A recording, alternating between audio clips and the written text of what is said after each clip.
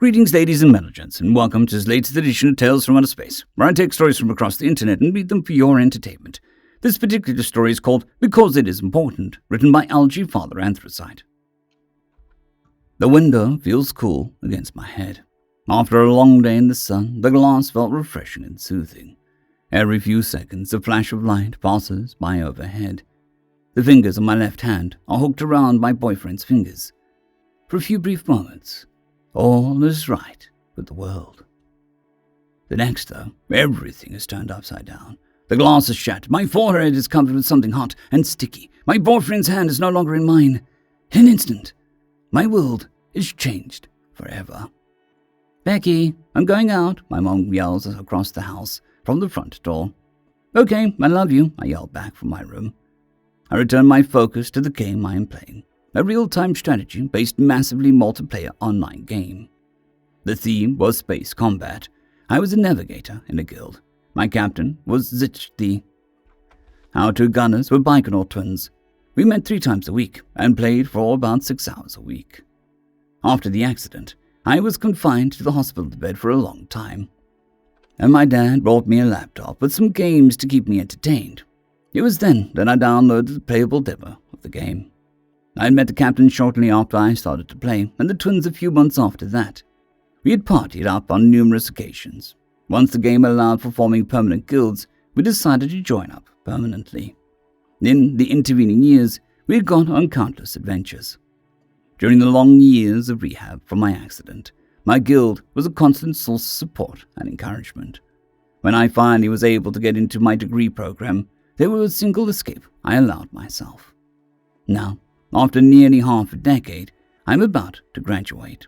The ceremony was tomorrow. Hadn't been on in a few days, as both my crewmates and myself had been busy.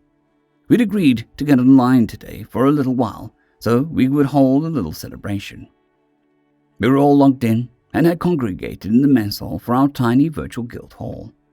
My friends had prepared gifts for the celebration and had spurged some guild funds to buy special food items and decorations, which would provide an in-game buffs to our characters.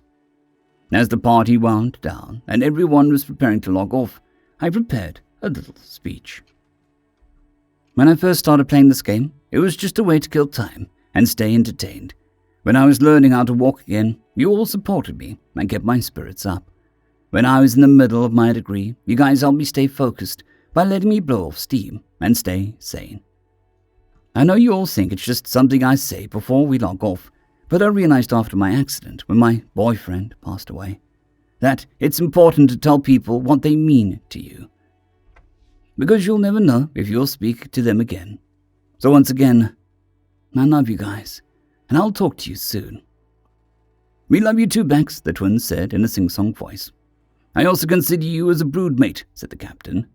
"Talk to you guys soon," I said, and then logged out. I hopped in the shower, then prepared for bed. After a while, I heard my mom come back in the house, and she stuck her head in my room and wished me sweet dreams. I stood in the hallway, dressed in my cap and gown, waiting for the cue to enter the auditorium. I take a deep breath as the line begins to move. As I enter the auditorium, I look around and spot my mom and dad sitting in the bleachers. I smile at them and march past. The ceremony goes quickly, and I get my diploma. Afterwards, I met up with my parents outside as I hugged them both and told them again I love them. A group of aliens comes walking up. A Zichki and 2 Baikonur come up and approach my mom. She smiled at them, then pointed at me. "Greetings, Navigator Bex. Congratulations on your completion of education. This captain is most proud of his navigator. Truly, you are a warrior of indomitable will and strength." The Zichthi spoke with a semi-formal tone as it bowed its head in a show of respect. "Captain? Then you two are gunners at your service, most venerated navigator. Congratulations on your graduation." The twin Baikonur also bowed. I can feel the tears streaming down my face as I tried to wrap my arms around all 3 of them in an attempt to hug them all. My mother murmurs something about making sure my best friends were here for my big day. "We shall meet again soon, Bex, do not fret. If nothing else, we will still be crew together," Bageth says. His head bows. I reach out and rub the first segment of his lower forelimb a traditional such the familial farewell gesture. "Have a safe journey, Captain. I'll talk to you soon," I say with a smile. "You are as dazzling in person as we had hoped, as are your parents. Thank you for letting us join your family and for the celebration," Meryl says. His twin sister Miriam nods in agreement. I hug the twins around their necks and give Miriam a peck on the cheek. She and I had grown particularly close over the last several days. I take a step back, look them all in the eyes, one after one other, and then bow deeply at the waist. "My friends, I am unworthy of such care, and hope one day to repay even a fraction of your kindness. I hope you have a swift and pleasant journey home, and that we may meet again soon. And I say this because it is most important. I love you." End of story. Story number 2. For the Ship, for the Crew. Written by Ouija Warrior. Josh cursed casually under his breath as he reached forward, grabbed a handhold, and pulled himself further along the access tube. Of course his ship, and he thought of it as his, no matter what the captain and the company said, had to run afoul of a pirate vessel. Reach out, grab, pull. Of course the pirates had to get in a lucky hit on his ship between overlapping shields that didn't quite overlap. Reach out, grab, pull. Of course that hit had to not just hole and depressure the engine compartment, but also knock one of the injectors out of alignment. Reach out, grab, pull. And of course Joss, as he the head engineer and only terror on board, had to fix it, even if, as he was reminded with each pull, the access tubes were set up for servicing by Anzois. Anzois, who were about a quarter of his own bulk. Reach out, grab, pull. A gentle alarm made Josh curse again and glance up at the gauges built into the upper rim of his visor. The access tubes were also intended to be used when the reactor was cold and made safe. Even so, the radiation shouldn't be a problem for at least a half an hour. Plenty of time to realign the injector, get back out, and have the goofy guys who sat on the bridge get them out of here. Reach out, grab, pull. The guys up there might know where the ship is going, Josh thought as he started opening a panel that would lead him to the malfunctioning injector. But only Josh and his crew, and it was his crew, no matter what the captain and company said, down in engineering, knew why and how the ship went anywhere. Josh carefully stowed the loose panel, then peered into the hole and cursed less casually. That also meant that he knew all the reasons the ship wasn't going.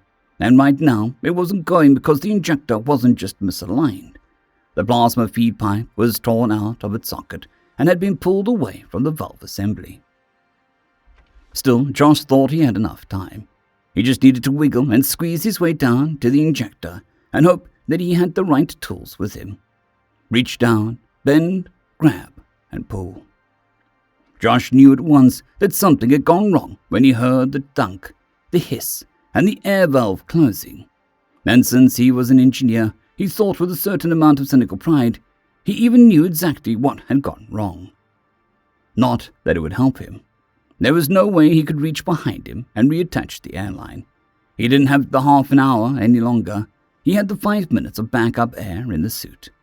He cursed and turned his focus to the problem he could fix.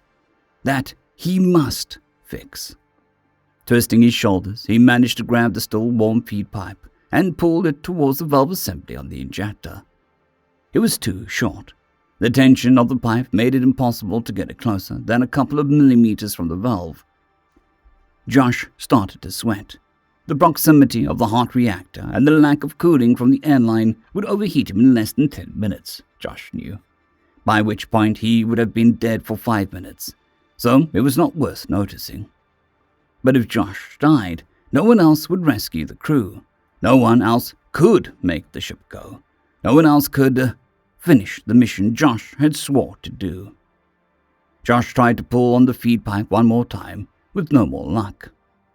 He had to do it somehow. He nodded to himself as he grabbed the thick feed pipe and painfully wedged his hands against the narrow walls to hold it still. He must hold it in place and aligned it with the intake. It was only needed for a brief seconds it took the engine to transpose the ship through ghost space after all. He must hold it long enough. Josh touched the transmitter pad inside his helmet with his chin. "Captain, you can transpose when you're ready. Preferable within the next 3 minutes, if you don't mind." "Are you clear of the engine, Engineer Josh?" "I am, safe," Josh lied. "Just stuck in the narrow tube. Once we're safe, get my crew to pull me out of here." "If you say so, Engineer Josh." "I do say so, Captain." Josh hesitated, then picked his comms to shipwide channel with his cheek. "For the ship, for the crew, and the mission unspoken." Josh jutted his chin up and turned off both transmitter and receiver. The crew didn't need to hear what more he might say. Instead, he doubled down his grip on the feed pipes, eyes peeled as he aligned it with the valve assembly. He cursed silently and smilingly as he heard the rumble of the engine splitting up, the feed pipe growing hotter and hotter in his hands. The captain stood with the other crew as the members of Josh's black gang, the ship's engineers, maneuvered Josh's body out from the narrow access tube and carefully placed it on a gurney, or at least what remained of Josh's body. "With his hands, you say?"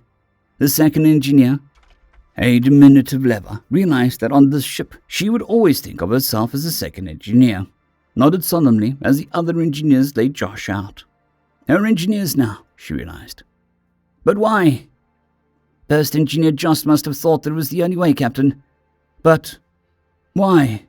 The second engineer hesitated a heartbeat, her primary eyes on the gurney as another crew member covered it with the Terran flag. "He told us why, Captain." "Ah, yes. For the ship, for the crew, for the unspoken mission." "What did he mean by that? Do you know?" "Josh had one goal above all others, Captain, to get his ship and his crew home, safe." "And he died doing that. If I had not transposed right there and then, the pirate ship would have... The captain shook himself as he looked at the new head engineer. "Did you realize that you started to talk like Josh?" "I do, Captain. I guess first engineer Josh rubs off on people. Humans are like that, but... Now I need to get the engine properly repaired so that you can guide my ship and my crew safely home." End of story. I would like to thank our T5 members and patrons: Casper Arnholtz, John Creighton, Vidmori, 050, Dragzoon WRE, and Elijah Silvercross. Thank you very much.